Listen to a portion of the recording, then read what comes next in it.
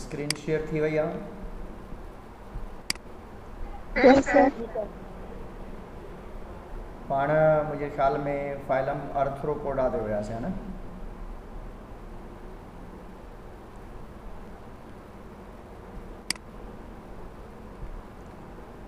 Phylum Arthropoda वारा जानदार जेके पाण उन ॾींहुं करेक्टर्स जा डिस्कस कयासीं। फाइलम अर्थ्रोपोडा वारा जानदार यूकारियोट्स आहिनि, मल्टी सेलुलर आहिनि, ट्रिप्लोब्लास्टिक आहिनि, बायोलेटरल सिमेट्रिकल आहिनि, सीलोमेट आहिनि, मेटाज़ोन आहिनि, यू मेटाज़ोन आहिनि, organ system level of organisation ते बि इंजेस्टिव हेट्रोट्रॉफ आहिनि। ऐं दुनिया में तक़रीबन थधी गरम या कंहिं बि एरिया में जेकॾहिं तव्हां ॾिसंदव त हीअ जानदार तव्हांखे हर जॻह ते मिलंदा। इन्हनि में सेंट्रलाइज़्ड नर्वस सिस्टम आहे। मिलियन स्पीशीज़ जेके आहिनि इन में रखियल आहिनि। इहे कल्ह करेक्टर पाण पढ़िया हुआसीं। बाक़ी कुझु शयूं जेके रहिजी वियूं फाइलम आर्थ्रोपोडा में पाण मेटामॉर्फोसिस बि पढ़ियासीं। हिकिड़ी कंप्लीट मेटामॉर्फोसिस थिए थी, ॿी इनकम्प्लीट मेटामॉर्फोसिस। जेका कंप्लीट मेटामॉर्फोसिस आहे उहा बि कल्ह पाण पढ़ीसीं, जंहिंमें एग हूंदो आहे, लार्वा हूंदो आहे, प्यूपा हूंदो आहे ऐं अडल्ट हूंदो आहे। इनकम्प्लीट मेटामॉर्फोसिस में वरी जेको आहे उन जे अंदरि एग सां गॾु निम्फ ऐं उन खां बाद में अडल्ट जी फॉर्मेशन थींदी आहे। आवाज़ अचे पियो पुटु तव्हांखे? जी सर। हाणे जेका ॿी शइ असां वटि रहिजी वई त जेके जानदार आहिनि उहे एकडायसिस कंदा आहिनि। एकडायसिस पाण डिस्कस बि कयोसीं, उनखे थोरो सिर्फ़ु ॾिठोसीं पाण। एकडायसिस जी बाबा, एकडायसिस चइबो आहे शेडिंग ऑफ एक्सोस्केलेटन, और we can say external body layer.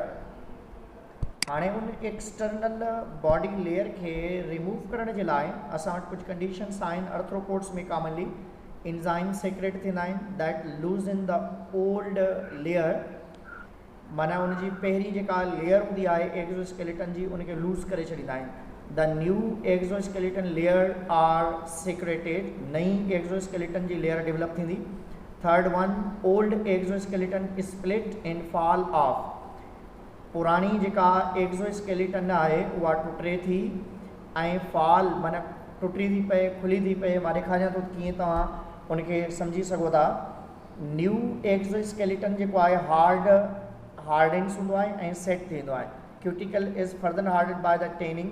एकडायसिस or moulting चइबो आहे। Process of shedding, outer covering, growing a new larger one जेका हूंदी आहे अर्थ्रोपोड टिपिकली मोल्ट करे थो, माना हिकिड़े दफ़ा पंहिंजे एक्सोस्केलेटन खे रिमूव करे थो, वरी ॿिए दफ़ा, टे दफ़ा, चौथे दफ़ा, पंजे दफ़ा, छहें दफ़ा, तक़रीबन 4 खां 7 मरतबा डिवाइड थी सघे थो। That depend on the diet and environmental condition, माना जंहिं इन्वायरमेंटल कंडीशन में हालात सुठा हूंदा आहिनि ऐं खाधे जी घणी अवेलेबिलिटी हूंदी आहे, उहा विदिन 4 जेके एकडायसिस में मेच्योर थींदा आहिनि। हाणे यादि रखंदो ecdysis is occurring specially for the maturity.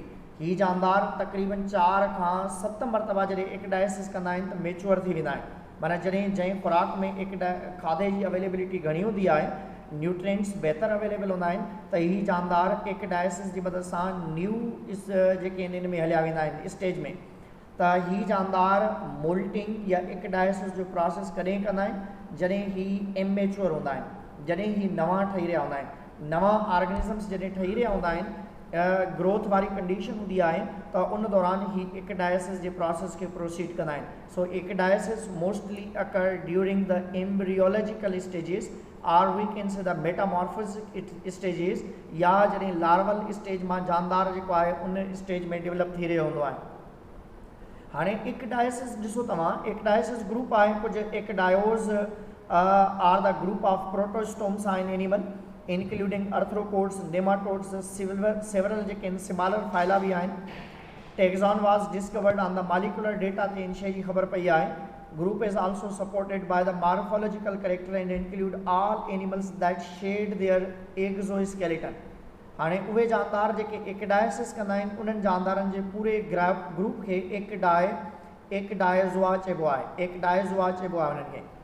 ऐं उन में स्पेशली असां वटि अर्थ्रोपोड्स बि आहिनि, नेमाटोड्स बि आहिनि ऐं कुझु ॿिया अदर फाइला बि अवेलेबल आहिनि। पर जेके अर्थ्रोपोड्स में एक्डायसिस थिए थी, तव्हां ॾिसो था ही जानदार एक्डायसिस पियो करे, हिते ॾिसो ही जानदार ही old, this is a old exoskeleton आहे इन में, दिस इज़ ओल्ड एक्सोस्केलेटन ऐं उन खां बाद में ही न्यू ऑर्गेनिज्म अवेलेबल आहे। हिते बि तव्हां ॾिसो ही पंहिंजी बॉडी खां, हाणे हिते बि ॾिसो ही पंहिंजी बॉडी खां जेको आहे शेल खे पंहिंजी एक्सोस्केलेटन खे रिमूव करे छॾींदा आहिनि।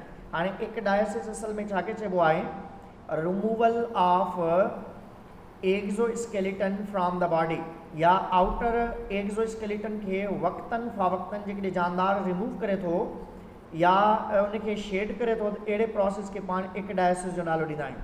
आवाज़ अचे पई पुट गर्ल्स?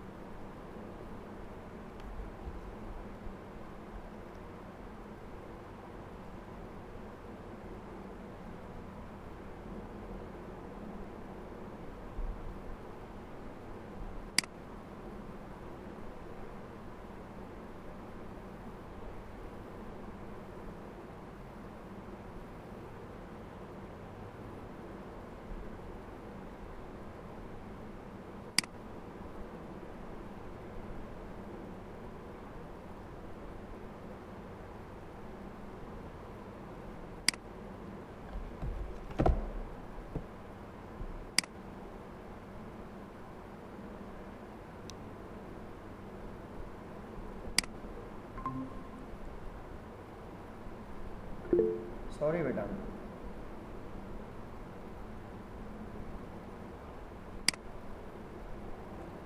लाइट झटको थी हणे त पोइ लाइट झटको थी हणे त पोइ वरी नेट जो कनेक्शन लूज़ थियो वञे, वरी कनेक्ट थियण में टाइम थो वठे।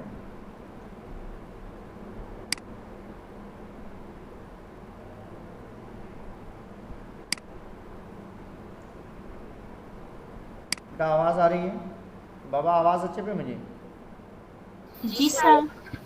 जी सर। सर जी सर। गुड। हाणे पाण उतां खां ई हलंदासीं। स्क्रीन शेयर थियल आहे, तव्हांखे नज़र ईंदो हूंदो, अचे थो हाणे स्क्रीन शेयर? जी सर। हाणे एक डायोज़ोआ, एक डायोज़ोआ वारा जानदार जेके आहिनि, that are the group of organisms आहिनि। ही उहे जानदार आहिनि जेके कॉमनली एक्डायसिस कंदा आहिनि। एक्डायसिस जो असल में मतिलबु आहे पंहिंजे ॿाहिरीं स्किन खे, क्यूटिकल खे, एक्सोस्केलेटन खे रिमूव करे छॾींदा आहिनि। त अहिड़े क़िस्म जी कंडीशन खे पाण नालो ॾींदा आहियूं त एक्डायसिस जो प्रोसेस आहे। ही हिकिड़ो ग्रुप आहे जानदारनि जो, this is a group of organism. उन्हनि में अर्थ्रोपोड्स बि ईंदा आहिनि, नेमाटोड्स बि ईंदा आहिनि, कुझु ॿिया नंढा वॾा फ़ाइला बि ईंदा आहिनि, पर नॉर्मली अर्थ्रोपोड्स जेके आहिनि पंहिंजे एक्डायसिस जे प्रोसेस खे शेडिंग ऑफ एक्सोस्केलेटन मैच्योरिटी जे लाइ कंदा आहिनि। माना हिकिड़े दफ़ा एक्डायसिस कंदा आहिनि, ॿिए दफ़ा कंदा आहिनि, तक़रीबन 4 खां 7 टाइम्स जेके 4 to 7 टाइम्स जॾहिं एक्डायसिस कंदा त ही जानदार कंप्लीटली मैच्योर थी वेंदा आहिनि। After maturation they do not required ecdysis. हाणे एक्डायसिस जा फ़ाइदा बि आहिनि, नुक़सान बि आहिनि। एक्डायसिस जा जेकॾहिं तव्हां ॾिसो एक्डायसिस जा फ़ाइदा बि आहिनि। एक्डायसिस बेनिफिशियल बि आहे,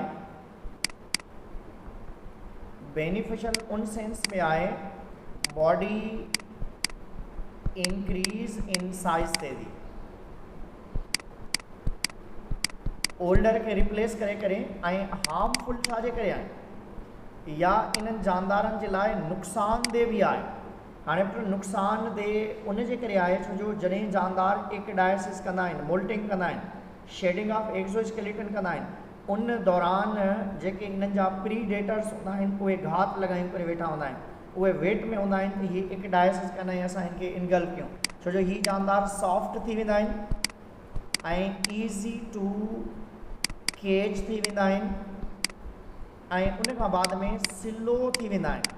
माना जानदार एतिरा क्विक न आहिनि रहंदा छो जो इन्हनि जो स्केलेटन सॉफ्टिकेटेड थी वेंदो आहे। सॉफ्ट एक्सोस्केलेटन जे करे ही प्रॉपरली जेके मूव न करे सघंदा आहिनि, त इन करे असां चवंदा आहियूं त सॉफ्ट ईज़ी टू कैच थी वेंदा आहिनि ऐं स्लो बॉडी थी वेंदी आहे इन्हनि जी। त इन करे तमामु जानदार जेके बि प्रीडेटर्स आहिनि उहे वेट कंदा आहिनि त हीअ जानदार कॾहिं एक्डायसिस कंदा। जॾहिं ही एक्डायसिस कंदा आहिनि उन दौरान ही उन जानदार खे कैच करे वठंदा आहिनि, मारे छॾींदा आहिनि या उनखे खाई वठंदा आहिनि। त हमेशह जेके बि हिननि जा प्रीडेटर्स आहिनि दे स्पेशली वेट फॉर एक्डायसिस प्रोसेस। ऐं फिर ही इंसेक्ट जेके ग्रास अपर्स आहिनि इहे ज़्यादातर असां वटि ग्रासिस जे अंदरि या इन में जेके ज़्यादातर अवेलेबल अथव ऐं इन जे एक्डायसिस वारे प्रोसेस ते मुंहिंजो PhD जो कमु ऑलमोस्ट इन ते थियल आहे एक्डायसिस वारे मैकेनिज़म ते। त जानदार केतिरे मरतबा एक्डायसिस करे थो, मोल्टिंग कीअं थिए थी उन में, या शेडिंग ऑफ एक्सोस्केलेटन कंहिं वक़्तु कंदा आहिनि ऐं केतिरी खुराक ते कंहिं कंहिं प्लांट ते जेके आहिनि उहे कहिड़े तरीक़े सां राउंड अबाउट 25 प्लांट्स जेके आहिनि उहे मां जेके आहिनि टेस्ट कया आहिनि इन ते। ऐं तव्हांखे इंटरनेट ते इन जा जेके आहिनि तव्हांखे इहे मिली बि वेंदा, जेके पेपर्स पब्लिश्ड आहिनि मुंहिंजा उहे तव्हांखे मिली वेंदा। हाणे पंहिंजी क्लासिफिकेशन जी तरफ़ जेकॾहिं पाण ईंदासीं त फाइलम अर्थ्रोपोडा जो जेके क्लासिस आहिनि उहे क्लासिफिकेशन अपेंडेजिस ते बेस ते आहे। माना इन जी जेकॾहिं पाण क्लासिफिकेशन ॾिसूं था त क्लासिफिकेशन में पाण वटि जेके इन जा क्लास आहिनि, हिकिड़ो क्लास आहे क्लास मीरोस्टोमेटा ऐं ॿी क्लास अथसि क्लास आर्कनीडा वारी क्लासिफिकेशन आहे। ऐं नंबर 3 ते जेका क्लास आहे उहा आहे क्लास करस्टेसिया ऐं नंबर 4 ते आहे असां वटि मैरियापोडा या myriapoda and number 5 that known as insecta. These are the classes.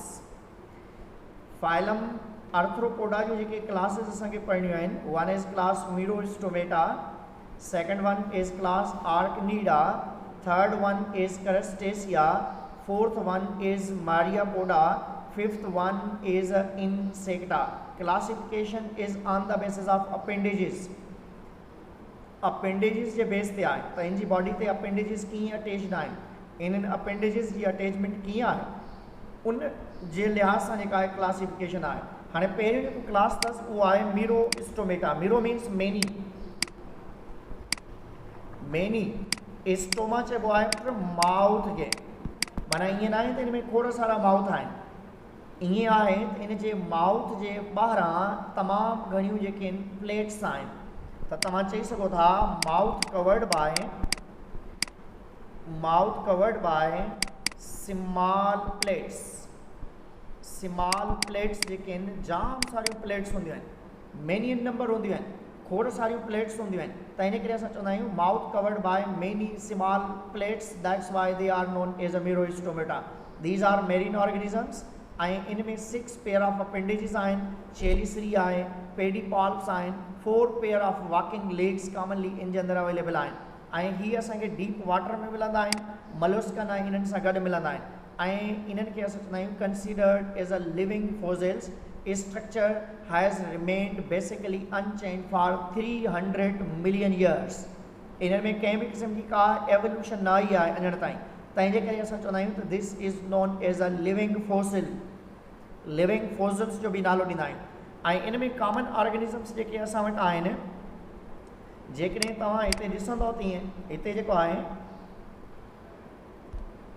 तव्हां हिते जेकॾहिं इनखे ॾिसंदव हिते त तव्हां असां वटि जेके जानदार इन जा अवेलेबल आहिनि, इन ग्रुप जा जेके कॉमन ऑर्गेनिजम्स जेकॾहिं असां ॾिसंदव त जेको कॉमन ऑर्गेनिज़म आहे असां वटि that known as king crab जंहिंखे सर फॉसिल्स का डेट हूंदा आहिनि न. जिप्ट आवाज़ नथो अचे तव्हांजो. सर फॉसिल्स डेट हूंदा आहिनि न, पोइ हिनखे लिविंग फॉसिल छा लाइ था चऊं? लिविंग फॉसिल्स उनजे करे चवंदा छो जो हिन में एवोल्यूशन जे लिहाज़ सां अञण ताईं उहे ई पुराणा जेके इन कंसेप्ट्स अवेलेबल आहिनि ऐं ऑलमोस्ट हिन ग्रुप जा जानदार जेके आहिनि उहे डेथ थी चुका आहिनि. इन में limulus is a common organism. You are seeing there limulus हिकिड़ो जानदार आहे जेको इन जे अंदरि कॉमन आहे. बाक़ी ऑलमोस्ट जेके ऑर्गेनिज़म्स आहिनि उहे हिन में लेम्यूलस हिकिड़ो जानदार आहे. Limulus or we can say king crab जेको तव्हांखे नज़र थो अचे, इहे जानदार जेके आहिनि इहे इन में कॉमन ऑर्गेनिज़म्स आहिनि ऐं ही जानदार ओल्डेस्ट आहिनि, तक़रीबन 300 million years ago. Sir king crab sir king crab limulus खे ई चइबो आहे. उहो क्रेब अलॻि आहे, किंग क्रेब अलॻि आहे. क्रेब्स जेके आहिनि उहे अलॻि आहिनि. क्रेब्स जेके जानदार आहिनि उहे क्रेब्स आहिनि, प्रान आहिनि, श्रिम्प्स आहिनि, लोबस्टर्स आहिनि, उहे क्रेस्टेसिया जा मेंबर आहिनि. इन्हनि जे लाइ वर्ड यूज़ कंदा आहियूं असां king crab. Or you can say the limulus. Limulus जो वर्ड यूज़ कबो आहे इन्हनि जे लाइ. ऐं इन्हनि में हीउ जेको टेल पुछ ते तव्हांखे नज़र थो अचे हीअ, this is known as a telson. इन में छा हूंदो आहे? टेलसन हूंदो आहे. हीअ डंग हणंदा आहिनि ऐं हीअ पुछ सां धक हणंदा आहिनि, चक हणंदा आहिनि, इहो हणंदा आहिनि, स्टिंग कंदा आहिनि. त इन करे पाण चवंदा आहियूं त they have stinging telson is also present there. दोबारा सम्झी वञो, क्लास मेरोस्टोमेटा वारा जानदार जेके आहिनि इन्हनि में mouth covered with many plates हूंदो आहे. सर रीजन छा आहे सर? जी बाबा, हिननि जो रीजन छा जो हिननि में अॼु ताईं इन सां टेलसन सां डंग सर हणंदा अॼु हिननि रीजन छा आहे जो सर रीजन छा आहे जो हिननि में अॼु ताईं लेम्यूलस आहे. This is a limulus organism. ही क्लास मेरोस्टोमेटा जो जानदार आहे जंहिंखे पाण लेम्यूलस जो नालो था ॾियूं. क्लियर? हलो ते बाबा सर ये प्लीज़ थोड़ा रिपीट कजो.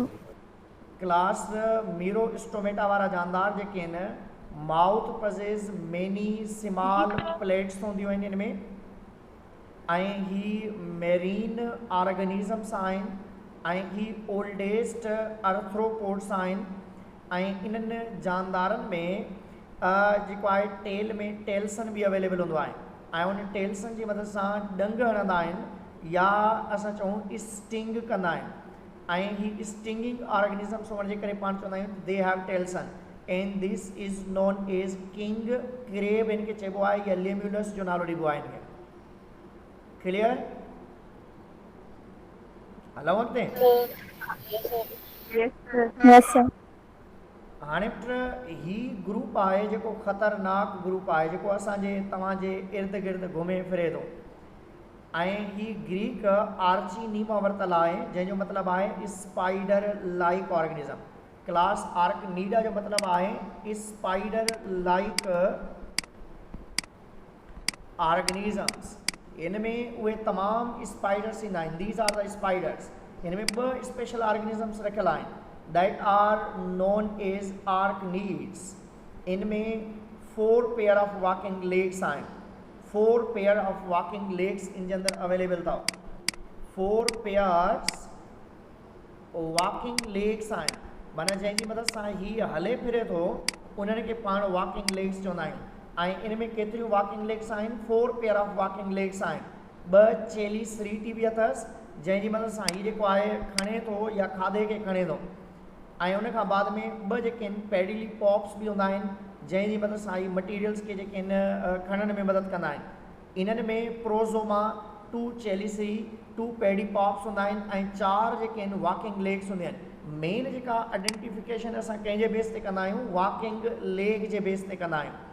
क्लास कर आर्कनीडा वारा जानदार इन में 2 स्पेशल ग्रुप्स रखियल आहिनि। 1 are known as a spiders, हिकिड़ा उहे आहिनि जिन्हनि खे पाण स्पाइडर्स चवंदा आहियूं। ॿिया उहे आहिनि पुट जंहिंखे पाण स्कॉर्पियंस चवंदा आहियूं। स्पाइडर वारा जानदार जेके आहिनि पंहिंजे वात मां सिल्क रिलीज़ कंदा आहिनि। दे हैव सिल्क ग्लैंड्स हूंदा आहिनि उनमें ऐं उन मां सिल्क रिलीज़ कंदा आहिनि। ऐं इन्हनि जानदारनि जे टेल में वरी छा हूंदो आहे? टेल्सन हूंदो आहे। दोबारा सम्झी वेंदो। एब्डोमेन विदाउट अपेंडेजिस हूंदो आहे। एब्डोमेन ते कंहिं बि क़िस्म जा अपेंडेजिस न आहिनि हूंदा। हीअ ॾिसो इन जो टेल वारो रीजन जेको आहे तव्हांखे बिल्कुलु सही थो मिले। ऐं इन में ट्रेकियल सिस्टम हूंदो आहे। कंहिं में ट्रेकियल सिस्टम, कंहिं में बुक लंग्स हूंदा आहिनि। ट्रेकियल सिस्टम जेको आहे उहो ज़्यादातर स्पाइडर्स में हूंदो आहे। ऐं जॾहिं त स्कॉर्पियो वारा जानदार जेके आहिनि उन्हनि में बुक लंग्स जी अवेलेबिलिटी हूंदी आहे। Excretion by the help of coxal glands जेके उनजे रेक्टम में अवेलेबल हूंदा आहिनि उनजी मदद सां, या malpighian tubules that are present at the digestive system. इन में कॉमन बूथर्स या स्कॉर्पियो वारा जानदार ईंदा आहिनि। लाइकोजा या वुल्फ स्पाइडर, तमामु स्पाइडर्स ऐं स्कॉर्पियो वारा जानदार जेके आहिनि क्लास आर्कनीडा में ईंदा आहिनि। दोबारा सम्झी वेंदो। क्लास आर्कनीडा वारा जानदार जेके आहिनि इन में स्पाइडर्स ऐं स्कॉर्पियन अचनि था। स्पाइडर ऐं स्कॉर्पियन में 4 पेयर ऑफ वॉकिंग लेग्स हूंदियूं आहिनि। ऐं ही जानदार असांखे जेके स्पाइडर्स आहिनि घरनि में मिलंदा आहिनि, छतनि ते मिलंदा आहिनि। ऐं प्रीडेटर्स अथव स्कॉर्पियंस एंड जेके स्पाइडर्स आहिनि दैट आर द प्रीडेटर्स। जेके स्पाइडर्स हूंदा आहिनि उहे घर जे अंदरि ॼारो ठाहींदा आहिनि, वेब ठाहींदा आहिनि। स्पाइडर वेब जे अंदरि इन्हनि इंसेक्ट खे ट्रैप कंदा आहिनि, पकड़ींदा आहिनि। ऐं जीअं ई उहो जानदार उन में ट्रैप थी थो वञे त उनखे जेके इनगल्फ कंदा आहिनि या खाईंदा आहिनि। त अहिड़े तरीक़े सां ही जानदार जेके आहिनि स्पेशली इन में 4 पेयर ऑफ वॉकिंग लेग्स आहिनि। इन्हनि में रेस्पायरेशन जे लिहाज़ सां जेकॾहिं टेरेस्ट्रियल आहिनि त उन्हनि में ट्रेकिया ऐं बुक लंग्स जी अवेलेबिलिटी हूंदी आहे कॉमनली। ऐं excretion by the help of coxal gland कंदा आहिनि या मेल पिगियन ट्यूब्यूल्स जो नालो ॾिबो आहे इनखे। पर नॉर्मली कॉमनली डाइजेस्टिव सिस्टम में मेल पिगियन ट्यूब्यूल्स जो अवेलेबल हुअणु ज़रूरी हूंदो आहे। क्लियर? जी सर। हाणे नेक्स्ट ईंदासीं क्लास करस्टेसिया वारा जानदार हूंदा आहिनि। करस्टेसिया टेकन फ्रॉम द कार्पेसी। छा मां वरितल आहे? कार्पेसी मां वरितल आहे। माना इन्हनि जानदारनि जी बॉडी ते कार्पेसी हूंदी आहे। इन्हनि जो छा हूंदो आहे? पाण चवंदा आहियूं this is a head region, head region, head आहे, थोरेक्स आहे ऐं ही एब्डोमेन। इन्हनि में छा हूंदो आहे? हेड ऐं थोरेक्स ॿई पाण में फ्यूज़ड हूंदा आहिनि। तंहिंजे करे पाण वर्ड यूज़ कंदा आहियूं इन में सेफालोथोरेक्स आहे। सेफालोथोरेक्स, दोबारा ॿुधी वेंदो। सेफालोथोरेक्स। सेफालोथोरेक्स छाखे चइबो आहे? हेड एंड थोरेक्स सर ये वरी रिपीट is कजो। fused together। पाण पढ़ी आहे सिर्फ हेड ऐं थोरेक्स ऐं एब्डोमेन 3 पार्ट हूंदा आहिनि हिननि जा। पर जेके क्लास करस्टेसिया वारा जानदार आहिनि उन्हनि जो हेड ऐं थोरेक्स ॿई पाण में फ्यूज़ हूंदा आहिनि। ईअं माना we can not differentiate in between the head and thorax. त इन करे हेड ऐं थोरेक्स फ्यूज़ड हुअण जे करे इन जे लाइ वर्ड यूज़ कंदा आहियूं दैट इज़ अ सेफालोथोरेक्स। हेड ऐं थोरेक्स ॿई इन्हनि में फ्यूज़ड हूंदा आहिनि। हेड थोरेक्स ॿई फ्यूज़ड हुअण जे करे पाण चवंदा दे हैव द सेफालोथोरेक्स। हेड ऐं थोरेक्स ॿई पाण में फ्यूज़ड हूंदा आहिनि। इन्हनि में वॉकिंग लेग्स जेके आहिनि 5 पेयर ऑफ वॉकिंग लेग्स हूंदा अथव। इन्हनि जानदारनि खे पाण ऑक्टापोड चवंदा आहियूं जेके ही आहिनि दैट आर नोन एज ऑक्टापोड्स। इन्हनि जे लाइ तव्हां वर्ड यूज़ करे सघो था ऑक्टा। 8 पेर हूंदा आहिनि, टंगूं हूंदियूं आहिनि इनमें वॉकिंग लेग्स। ऐं इन्हनि जे लाइ पाण वर्ड यूज़ कंदा आहियूं डेकापोड्स। इन्हनि जे सर लाइ जी बाबा सर बुक लंग्स छा हूंदा आहिनि? बुक लंग्स जेके आहिनि जीअं असां वटि आम तरीक़े सां किताब तव्हांखे जीअं नज़र ईंदी आहे, सिमिलरली उन में नंढा नंढा स्लिट्स हूंदा आहिनि पेजिस वारी कार, ऐं उन सां ऑक्सीजन या हवा लॻंदी आहे त उन मां एक्सचेंज ऑफ गैसेस कंदा आहिनि। मीन्स जेका रेस्पिरेटरी स्ट्रक्चर आहे that resemble with is like the book, किताब वारी कार उनजी रिज़म्बलेंस हूंदी आहे त इन करे उनजो नालो ॾिना अथनि। ऐं उनजा पेजिस नुमा जेके नंढा नंढा स्लिट, तव्हां कॾहिं जेको आहे राहत फ़तेह अली ख़ान जेको आहे बाजो वॼाईंदो आहे जंहिंमां, या अतावला ईसा खेलवी बाजा वॼाईंदा आहिनि, त उन जे विच में हिकिड़ी स्ट्रक्चर तव्हांखे नज़र ईंदी आहे उन बाजे में, जंहिंसां हू जेके आहिनि अहिड़े तरीक़े सां हू घुमाए रहिया हूंदा आहिनि, उन वारी कार नंढड़ी हिकिड़ी असांखे स्ट्रक्चर नज़र ईंदी आहे, त इन करे पाण हिनखे नालो ॾींदा आहिनि। जेकॾहिं ॾिसणु चाहियो त 9th में अथव बुक में, चैप्टर नंबर 13 में, बुक लंग्स एंड स्कॉर्पियंस। हालांकि हिते ॾियणु खपे आहे इन्हनि खे, पर 9th जे बुक में तव्हां वटि चैप्टर आहे मुंहिंजे ख़्याल में रिस्पायरेशन वारो, पोइ 9th चैप्टर आहे या 10 आहे, रिस्पायरेशन चैप्टर आहे उनजो। उन 9th जे बुक जे अंदरि तव्हांखे बुक लंग्स जी जेका आहे उहा फिगर मिलंदी, तस्वीर मिलंदी, उहा तव्हां ॾिसी सघो था। हाणे इन्हनि में हेड ऐं थोरेक्स पाण में फ्यूज़ हूंदो आहे, त इन करे पाण चवंदा आहियूं त हीअ सेफालोथोरेक्स आहे। इन्हनि खे क्रस्टेसिया छो चइबो आहे? छो जो इन सेफालोथोरेक्स जे मथां हिकिड़ी अलॻि प्लेट हूंदी आहे, उन प्लेट खे कार्पेसी चइबो आहे। वरी सम्झी वेंदो, दोबारा सम्झंदो। इन्हनि जानदारनि जी बॉडी जेका आहे उहा हेड ऐं थोरेक्स पाण में फ्यूज़ हूंदा आहिनि। हाणे हेड थोरेक्स पाण में फ्यूज़ हुअण जे करे पाण चवंदा this is cephalothorax, this is known as cephalothorax. ऐं सेफालोथोरेक्स जे मथां कवरिंग हूंदी आहे, ऐं उन कवरिंग खे पाण नालो ॾींदा आहियूं कार्पेसी। छा ॾींदा आहियूं उनखे? कार्पेसी चवंदा आहियूं। कार्पेसी हुअण जे करे जेका ही तव्हांखे नज़र थी अचो, ही इन जॻह ते स्ट्रक्चर नज़र थी अचे, ही मथां हिकिड़ी प्लेट नज़र पई अचे तव्हांखे, हिते हिकिड़ी प्लेट मथां नज़र थी अचे, this hard plate is known as a carapace या कार्पी जो नालो ॾिबो आहे। ऐं हिन में 5 सेगमेंट्स हूंदा आहिनि ऐं 5 पेयर ऑफ वॉकिंग लेग्स हूंदियूं आहिनि। हिन में 5 वॉकिंग लेग्स हिकिड़ी साइड ऐं 5 ॿी साइड ते हूंदियूं आहिनि, त इन करे पाण इन्हनि जानदारनि खे डेकापोड्स बि चवंदा आहियूं। डेका मीन्स जी क्लास करस्टेसिया वारा जेके जानदार आहिनि, इन्हनि जानदारनि जी बॉडी जे मथां सेफालोथोरेक्स जे मथां हार्ड प्लेट हूंदी आहे, ऐं उन हार्ड प्लेट खे पाण नालो ॾींदा आहियूं कार्पी, जेको मूं लिखियो आहे हिते। ऐं हीअ आहे उहा कार्पी जेका मथां ज़ाहिर पई थिए। ऐं करस्टेसियन खे नालो ई उनजे करे ॾिबो आहे because they have hard plate. Carapace या कार्पी इन्हनि वटि अवेलेबल आहे। ऐं इन्हनि जानदारनि जी बॉडी में 5 पेयर ऑफ वॉकिंग लेग्स आहिनि हिन में, ऐं 2 पेयर ऑफ एंटीना आहिनि, आ पेयर ऑफ मैंडिबल्स आहिनि, ऐं 2 पेयर ऑफ मैग्ज़ीली भी अवेलेबल हूंदा आहिनि, जंहिंजी मदद सां हीअ खाधे खे खणंदा आहिनि। टिपिकली बायोरेमस हूंदियूं आहिनि, respiration by the help of gills or body surface कंदा आहिनि, ऐं lobster, crayfish, shrimp, crab, water fleas ऐं ब्रेंकिल्स जेके आहिनि, ही इन जे हेठां जेके आहिनि उनजा साइंटिफिकली जेके आहिनि टर्म्स बि यूज़ थियल आहिनि, पर जेके असांजी किताब में यूज़ थियल आहिनि उहे बि तव्हांखे लिखाए थो छॾियां, मतिलबु तव्हांखे MCQs में परेशानी थिए त हिकिड़ा आहिनि असां वटि फ्रेश वाटर,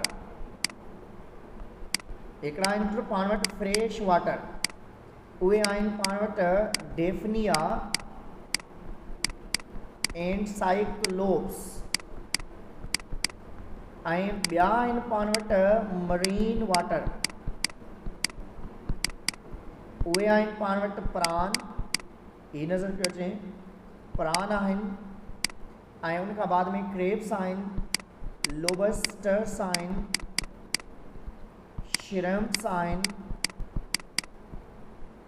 एक्सेट्रा। ही उहे जानदार आहिनि जेके मरीन आहिनि, पर इन्हनि जो हिकिड़ो अहिड़ो जानदार बि आहे जेको पैरासाइट आहे, उनखे पाण सेक्यूलीना चवंदा आहियूं। पैरासाइट भी आहे इनमें, पैरासाइट भी आहे, दैट्स नोन एज सेक्यूलीना। दोबारा ॾिसी वेंदो, फ्रेश वाटर ऑर्गेनिजम्स जेके आहिनि डेफनिया आहिनि साइक्लोप्स वारा आहिनि, मेरीन वाटर जेके आहिनि प्रान एंड लोबस्टर्स शरम्स आहिनि, ऐं पैरासाइट्स जेके जानदार आहिनि इन में सेक्यूलिना वारा जानदार आहिनि।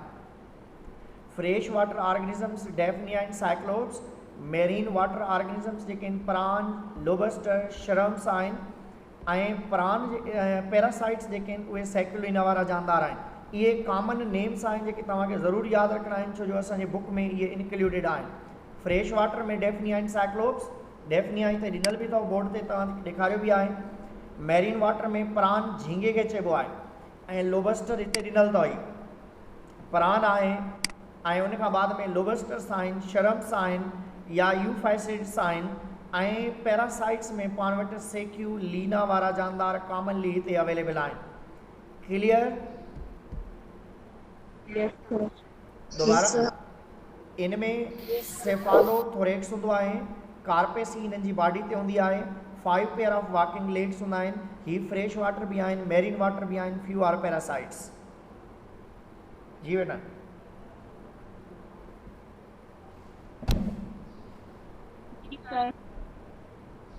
हाणे ही ॾिनल अथव, ही पैलेमोन या प्रॉन्स चवंदा आहियूं हिननि खे, ऐं उन खां बाद में डेफनिया ऐं साइक्लोप्स ही अथव, ऐं ही शरम्स वारा जानदार जेके आहिनि ही कॉमनली असां वटि अवेलेबल आहिनि। त ही उहे जानदार आहिनि जेके कॉमनली करस्टेसिया ग्रुप सां तालुक़ु था रखनि। हाणे पाण ईंदासीं मेरिया पोर्ट्स ते, जंहिंखे पाण 100 पेरी चवंदा आहियूं, 1000 पेरी ऐं 100 पेरी जो नालो ॾींदा आहियूं। हाणे ही त 1000 पेरी आहे, इनखे पाण मिलीपेड्स चवंदा आहियूं, मिलीपेड्स, ऐं ही जेके आहिनि 100 पेरियूं आहिनि, ही कॉमनली जेके आहिनि, ऐं ही बि मेरिया पोर्ट्स अवेलेबल आहिनि। जी बाबा ॻाल्हायो, आवाज़ नथो अचे तव्हांजो। जी पुट हिकिड़ो मिंट बीजो, हिकिड़ो मिंट सर स्लाइड पे कजो। जी सर स्लाइड पे कजो।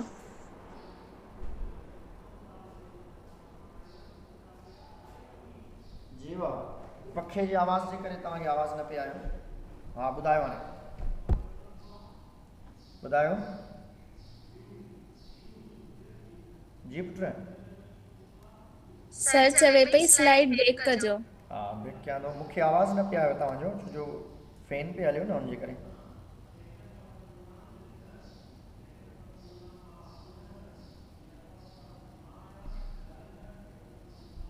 ही वारी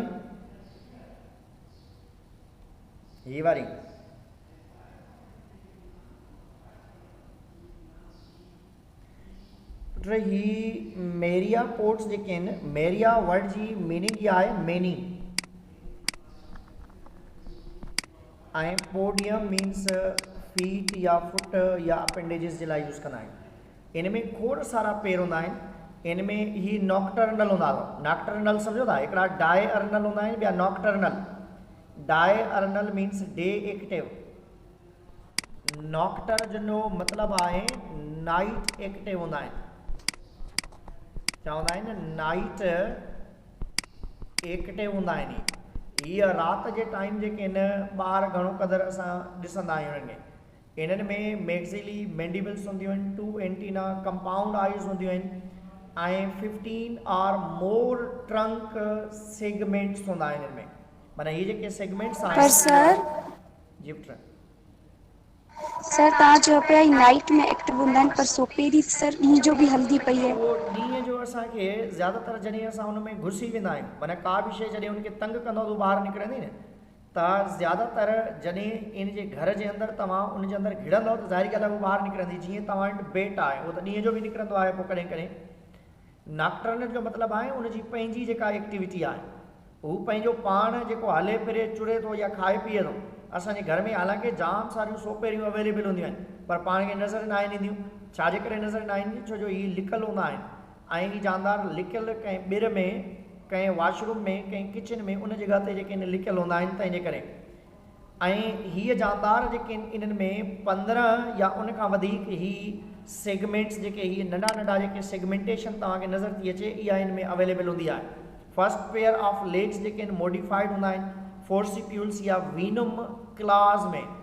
अॻियां वारा जेके टंगूं हूंदियूं आहिनि फर्स्ट वारियूं उन्हनि में ज़हर हूंदी अथनि ऐं कॾहिं कॾहिं हीअ असांखे चक बि हणंदा आहिनि या डंग बि हणंदा आहिनि त उन सां जेको आहे लिटिल बिट माना मरण जो चांस त न आहे पर वरी बि जीअं स्कॉर्पियन हूंदो आहे उन वारी कार हल्की पॉइज़नस मटीरियल ज़रूरु हूंदो आहे ऐं जॾहिं त ॿिया उन जा लेग्स जेके आहिनि उहे वॉकिंग लाइ हूंदा आहिनि ऐं जॾहिं त जेके हीअ जानदार आहिनि स्पेशली 100 पेरी जेका आहे ज़रूरी न आहे त उन में 100 पेर हुजनि पर इहो हूंदो आहे त they possess 1 pair of walking leg on पर सेगमेंट हूंदा आहिनि ऐं जॾहिं त मिलीपेड्स जेके हूंदा आहिनि जेके हिन वारी कार ॾिसो या ही वारा जानदार इन्हनि में हर सेगमेंट ते हिक खां वधीक पेयर जेके आहिनि वॉकिंग लेग्स उनजी बॉडी ते अंदरि अवेलेबल हूंदा आहिनि त माना अहिड़ा जानदार जंहिं ते more than means 1 walking legs जेके आहिनि पर सेगमेंट ते अवेलेबल हूंदियूं आहिनि उनखे मिलीपेड्स चवंदा आहिनि ऐं जंहिंजे सेगमेंट ते हिकिड़े पेयर वारियूं जेके लेग्स हूंदियूं आहिनि उनखे पाण जेके आहिनि सेंटीपेड्स चवंदा आहिनि। सेंटीपेड 1 इज़ द सेंटीपेड्स चइबो आहे इनखे ऐं हीअ जेके आहिनि पाण इन्हनि जे लाइ यूज़ कंदा आहियूं दैट आर मिलीपेड्स। मिलीपेड्स में मिलियन पेर न हूंदा आहिनि सेंटीपेड में 100 पेर न हूंदा आहिनि पर वरी बि असां चवंदा आहियूं त सेंटीपेड में हर सेगमेंट ते 1 पेयर ऑफ वॉकिंग लेग हूंदो आहे ऐं मिलीपेड ते 2 pair of more than 1 pair of walking legs available हूंदा आहिनि खोड़ सारा वॉकिंग लेग्स जेके उनजी बॉडी ते अवेलेबल हूंदा आहिनि ऐं ही जानदार शिकारी हूंदा अथव पोइ इहे अर्थ्रोपोड्स खे खाई वेंदा आहिनि या नंढड़नि अर्थवार्म्स के नंढड़नि स्नेल्स के या bite can be annoying to the human इंसान खे बि थोरो बाइट करे सघनि था या स्टिंग करे सघनि था सिर्फ़ु ड्रेजारण जे लाइ इंसान खे खाईंदा न आहिनि माना ड्रेजारण जे लाइ त बाबा मुंहिंजे वेझो न अचिजांइ मां बि तोखां वधीक ज़हरीलो या ख़तरनाक जानदार आहियां। क्लियर? सर इन्हनि जी साइज केतिरी हूंदी? साइज आम जेका घर में इहो डिपेंड कंदो आहे एज ते पर नॉर्मली घटि में घटि जेके आहिनि 15 सेगमेंट्स उनजी बॉडी जे अंदरि अवेलेबल हूंदा आहिनि एटलीस्ट जेके आहिनि माना मोर देन 15 सेगमेंट्स जी जेका आहे उहा अवेलेबिलिटी हूंदी आहे हिननि में पर नॉर्मली डिपेंड करे थो त इन जानदार जी एज केतिरी आहे। नॉर्मली त असांखे हीअ आंगुर जेतिरा ई तव्हां असांखे नज़र ईंदा आहिनि त माना तक़रीबन 4 खां 5 सेंटीमीटर ताईं जेके हिननि जी साइज़ नॉर्मल असांखे नज़र ईंदी आहे पर उनखां वॾा बि हूंदा आहिनि दैट डिपेंड। तव्हां फॉरेस्ट में नेशनल जोग्राफिक में ॾिसंदव त जाम सारा जेके हिननि जी साइज़ माना ईअं ॼण को नंढो नांग पियो हले जेको आहे उन जेतिरी साइज़ असांखे नज़र ईंदी आहे पर नांग जेके आहिनि वर्टिब्रेट्स आहिनि ही इनवर्टिब्रेट्स आहिनि। क्लियर? सर बाबा जी सर। सर पोइ हिन जी हिकिड़े सेगमेंट साइज केतिरी थींदी? साइज़ का पर्टिकुलर न आहे न छो जो ही असल में जानदार जेके आहिनि हाइड्रोस्टेटिक ऑर्गेनिज़म्स आहिनि।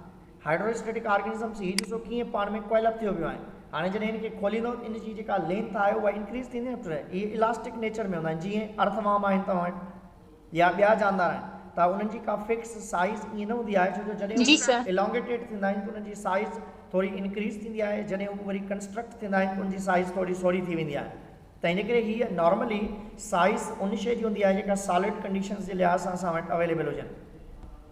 हाणे most dangerous and important organisms that are the insects class insecta also known as hexapoda इनखे चइबो आहे। बाबा दुनिया में सभ खां वधीक स्पीशीज़ इन हेक्सापोड्स जूं अवेलेबल आहिनि ऐं दुनिया में सभ खां वॾा जानदार सभ खां बहितरीन जानदार जेके आहिनि उहे कहिड़े ग्रुप जा आहिनि हेक्सापोडा जा आहिनि रिप इन में अर्थ्रोपोडा जे अंदरि ऐं इन में 3 पेयर ऑफ वॉकिंग लेग्स हूंदियूं आहिनि। 3 pair of walking legs in में ज़रूरु हूंदियूं आहिनि। 3 pairs of walking legs in में अवेलेबल हूंदियूं आहिनि। 3 पेयर ऑफ वॉकिंग लेग्स हुअण जे करे ही हेक्सापोडा वारा जानदार जेके आहिनि इन्हनि खे पाण हेक्सापोड्स 3+3 मीन्स 6 लेग्स हूंदियूं आहिनि। ही दुनिया में हर जगह ते अवेलेबल आहिनि। इवन तव्हांजी बॉडी या असांजी बॉडी जे मथां जेके लाइस या जूं अवेलेबल हूंदी आहे उहा बि इन ग्रुप सां तालुक़ रखे थी। घर में जेका मख आहे उहा बि इन सां तालुक़ थी रखे। मच्छर जेके आहिनि उहे बि इन सां तालुक़ था रखनि ऐं ऑलमोस्ट जेके आहिनि इन ग्रुप सां तालुक़ रखंदा आहिनि। ऐं relatively small ranging in size from 0.1 mm खां वठी करे लार्ज साइज़ जे लिहाज़ सां बि तव्हां वटि अवेलेबल आहिनि, जीअं ग्रास सपर्स आहिनि या उनखां बि वरी मोस्ट इंसेक्ट्स हैव कंपाउंड आइज़ हूंदियूं आहिनि उनमें, ऐं मे हैव पोर्सिलाई एज वेल, माना अखियुनि जे अंदरि जेका आहे ॾिसण जे लाइ स्पेशल आइज़ अवेलेबल हूंदियूं आहिनि, ऐं उन सां गॾु ओमिटिड्स या ओर्सिलाई अवेलेबल हूंदी आहे। माउथ पार्ट्स इन जा इलाबोरेटेड हूंदा आहिनि। माउथ पार्ट में तव्हां पढ़ी आहे इन्हनि में जेका काक्रोच में पढ़ी आहे उन में मैंडिबल्स हूंदा आहिनि, मैग्ज़िली हूंदी आहे, ऐं लिप्स हूंदा आहिनि, लिबरम एंड लिबियम। छा हूंदा आहिनि? वन आर द मैंडिबल्स,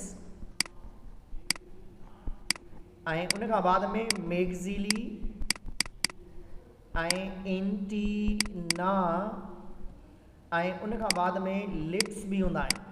ऐं लिप्स पाण खे ख़बर आहे लिप्स हिकिड़ा हूंदा आहिनि लिबरम अपर लिप्स, लिबरम अपर लिप, ॿियो हूंदो आहे लिबियम लोअर लिप, ॿई अवेलेबल हूंदा आहिनि। ऐं बॉडी इन जी हमेशह डिवाइडेड हूंदी आहे हेड में, थोरेक्स में ऐं एब्डोमेन जे लिहाज़ सां। लार्वा इंसेक्ट में वार्म लाइक हूंदो आहे, जीअं कैटरपिलर लार्वी आहे तव्हां वटि। बटरफ्लाई जो जेको लार्वी आहे उहो ज़्यादातर कैटरपिलर लार्वी जेको आहे उहो एक्टिव हूंदो आहे ऐं उहो ख़तरनाक हूंदो आहे।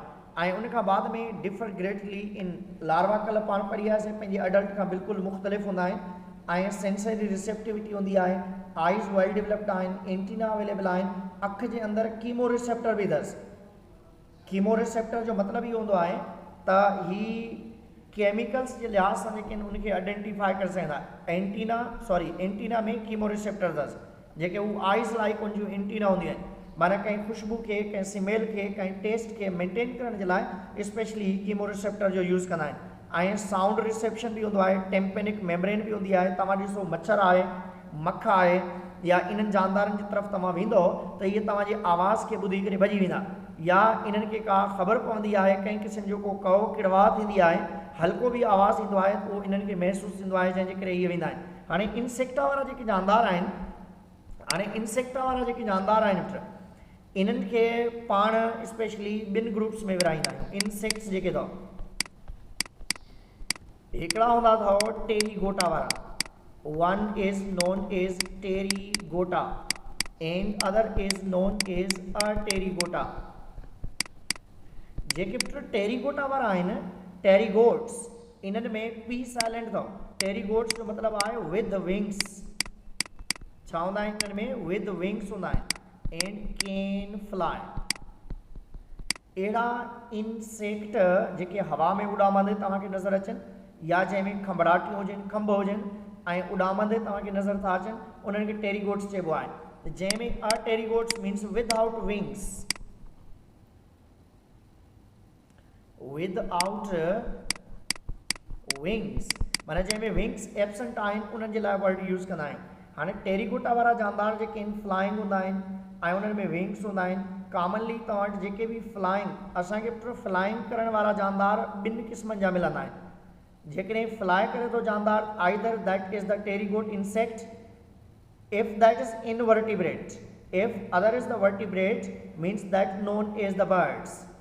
अगरि वर्टिब्रेट आहे उनखे पाण बर्ड्स जो नालो ॾींदा आहियूं, जेकॾहिं इनवर्टिब्रेट आहे त उनखे पाण स्पेशली इंसेक्ट जो नालो ॾींदा आहियूं। हाणे इंसेक्ट्स जेके आहिनि, स्पेशली इंसेक्ट जेके हूंदा आहिनि, जेके नॉर्मली जेके टेरीगोट्स हूंदा आहिनि ऐं इंसेक्ट्स ॿिया हूंदा आहिनि जेके आर्टेरीगोट्स हूंदा आहिनि। माना असां चवंदा आहियूं दुनिया में फ्लाइंग ऑर्गेनिज़म्स असांखे टिनि क़िस्मनि जा मिलनि था। वर्टिब्रेट्स में तव्हांखे बर्ड्स, इनवर्टिब्रेट्स में तव्हांखे इंसेक्ट। को ॿियो जानदार आहे जेको फ्लाइंग हुजे? हेलो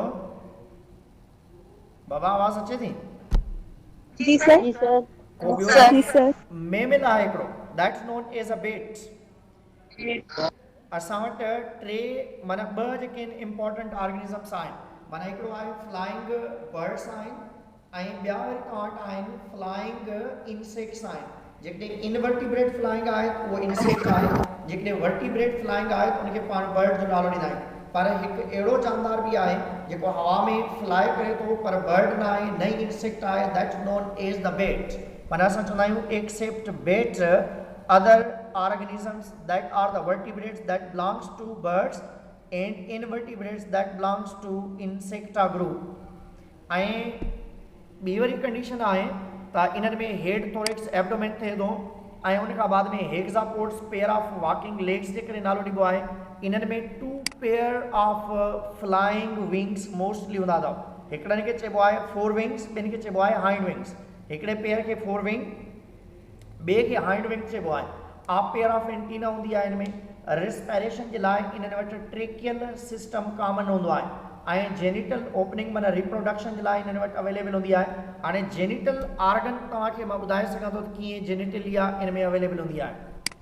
ही जानदार मेल ऐं फीमेल कीअं शो थींदा आहिनि। जेकॾहिं मेल आहे त उनजी लास्ट पुछ वारो रीजन जेको आहे उहो तव्हांखे पॉइंटेड मिलंदो।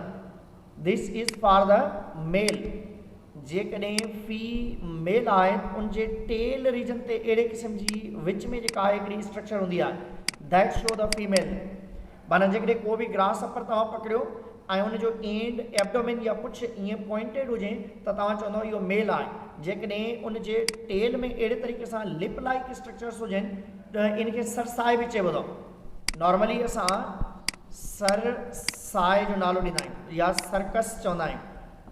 छा चवंदा आहियूं इन रिप्रोडक्टिव स्ट्रक्चर खे सर्कस जेनेटेलिया हूंदा अथव। माना male reproductive structure female body जे अंदरि अहिड़े तरीक़े सां कैप्चर थींदी आहे ऐं उनखे पाण जेनेटेलिया ओपनिंग्स जो नालो ॾींदा आहियूं।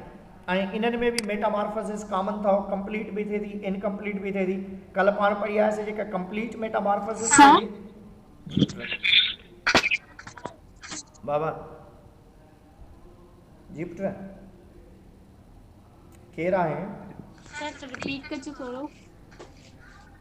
जेनेटेलिया खे सहना रस्मी ही जानदार जेके आहिनि जी सर मुंहिंजी नेट कनेक्शन ख़तम थी वियो तंहिंजे करे मां न ॿुधी सघियसि। Body divided into 3 segments. इन जी बॉडी जा 3 सेगमेंट्स आहिनि। हिकिड़ो हेड हूंदो आहे, थोरेक्स ऐं एब्डोमेन। ऐं body 3 pair of walking legs हूंदियूं आहिनि तंहिंजे करे इनखे चइबो आहे हेक्सापोड्स। इन में 1 और 2 पेयर ऑफ विंग्स हूंदा आहिनि पर मोस्टली 2 पेयर ऑफ विंग्स हूंदा आहिनि। हिकिड़नि खे चइबो आहे 4 विंग्स, ॿिनि खे चइबो आहे hind wings. A pair of antenna भी अवेलेबल आहे। Respiration mostly by the help of tracheal system थिए थी। कल्ह पाण पढ़ी आयासीं इन्हनि में 10 पेयर ऑफ स्पाइरिकल्स हूंदा आहिनि ऐं उन स्पाइरिकल खे पाण ठाहियो बि होसीं ईअं त इन जी बॉडी ते नंढड़ो सुराख हूंदो आहे। This is known as spiracle. ऐं इहो स्पाइरिकल अंदरि वञी करे ओपन थिए थो। अहिड़े तरीक़े सां हिनखे नालो ॾिबो आहे ट्रेकिया ऐं ही आहिनि इन जूं ट्रेकियोल्स। ऐं लास्ट में ही जेके आहिनि मसल्स अवेलेबल आहिनि। ऐं इन पूरे सिस्टम खे पाण नालो था ॾियूं त this is known as tracheal system जो नालो ॾिबो आहे। छा नालो ॾिबो आहे इनखे? ट्रेकियल सिस्टम जो नालो ॾिबो आहे।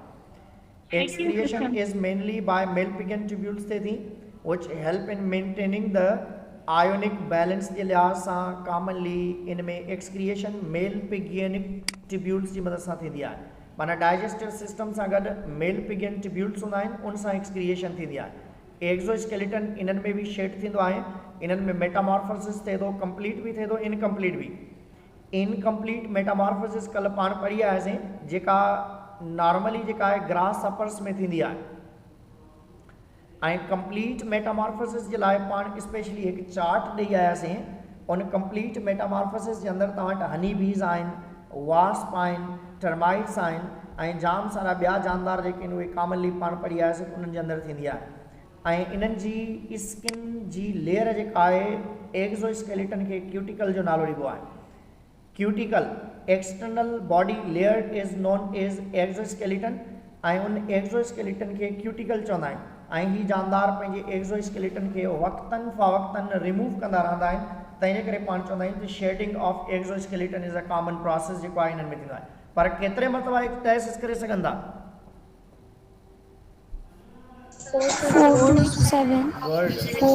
4 to 7 टाइम्स एक्डायसिस करे सघंदा।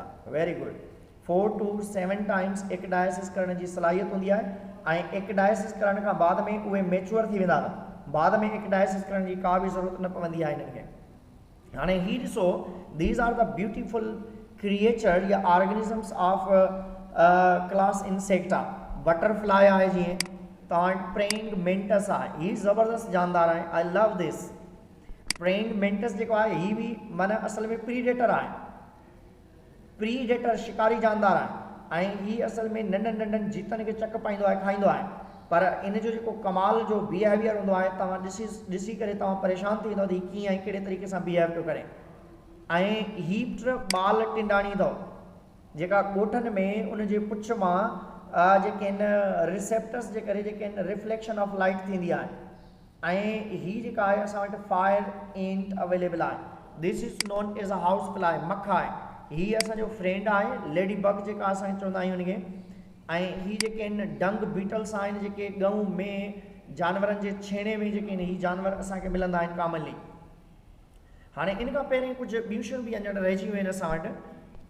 त हाणे ॾिसंदो इनखे हिते असां लिखंदासीं त इन्हनि जानदारनि में मोडिफाइड माउथ बि हूंदो आहे, मोडिफाइड माउथ पार्ट्स बि हूंदा अथव इन्हनि में। कुझु जानदार कहिड़े तरीक़े सां हूंदा आहिनि, जीअं तव्हां वटि फॉर एग्जाम्पल असां वटि हिकिड़ो जानदार आहे मॉस्कीटो।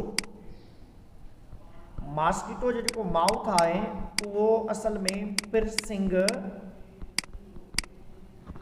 ऐं सकिंग जे लाइ आहे, पिर्सिंग ऐं सकिंग जे लाइ आहे। माना ही असल में जेको आहे असांजे जिस्म खे पंचर करे थो, बर्स्ट करे थो या चक पाए थो, छेणी वारी कार कटे थो ऐं पंहिंजी सूंड या प्रोब जेको आहे असांजे जिस्म जे अंदरि इंजेक्ट करे थो। इन जो माउथ जेको आहे उहो modified for the sucking and piercing आहे।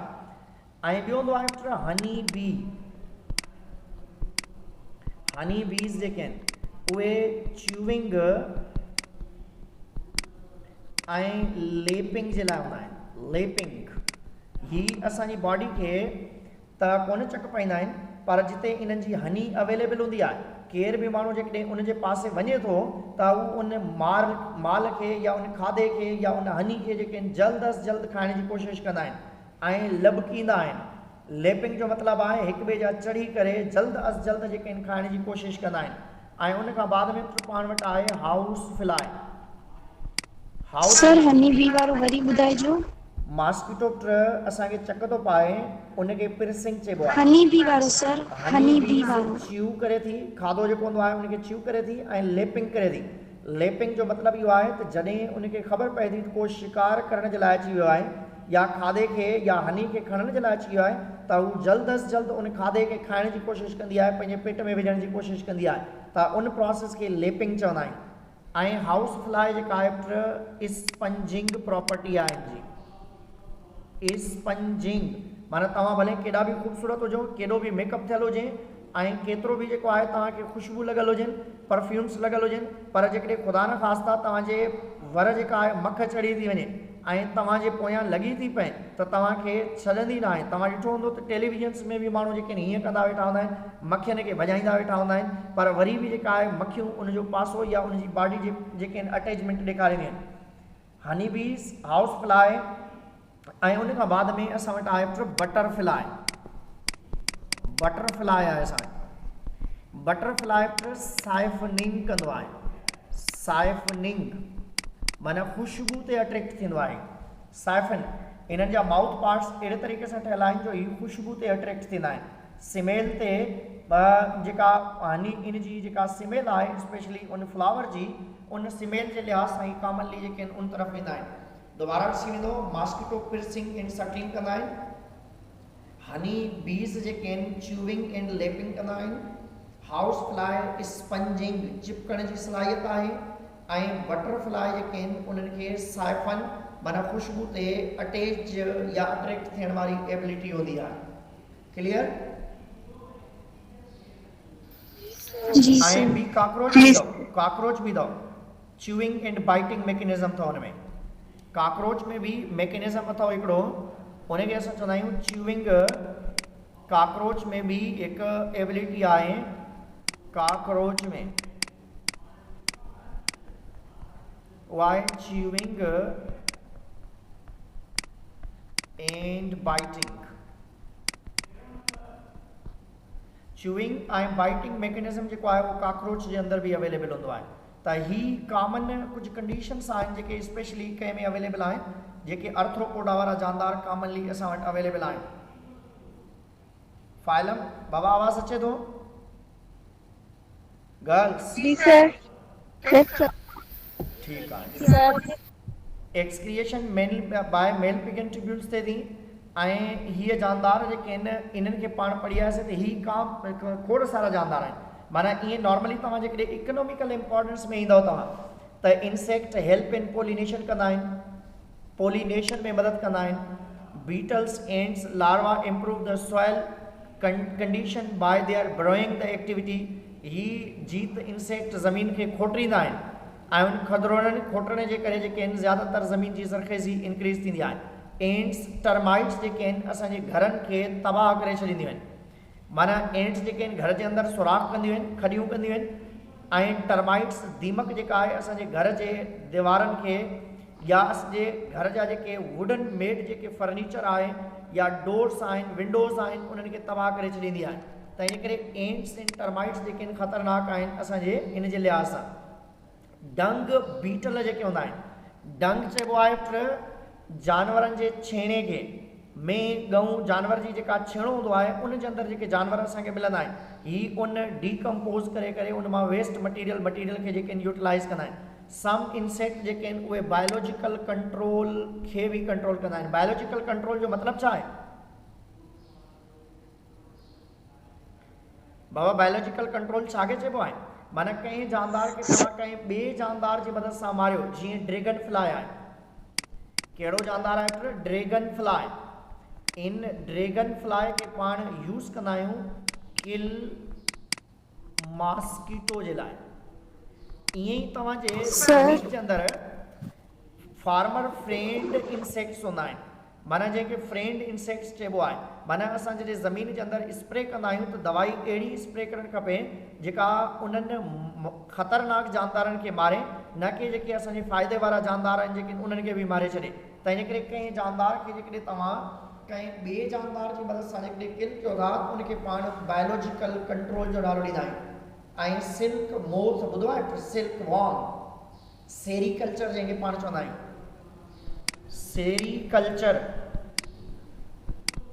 सेरीकल्चर चइबो आहे फार्मिंग ऑफ सिल्क वॉर्म।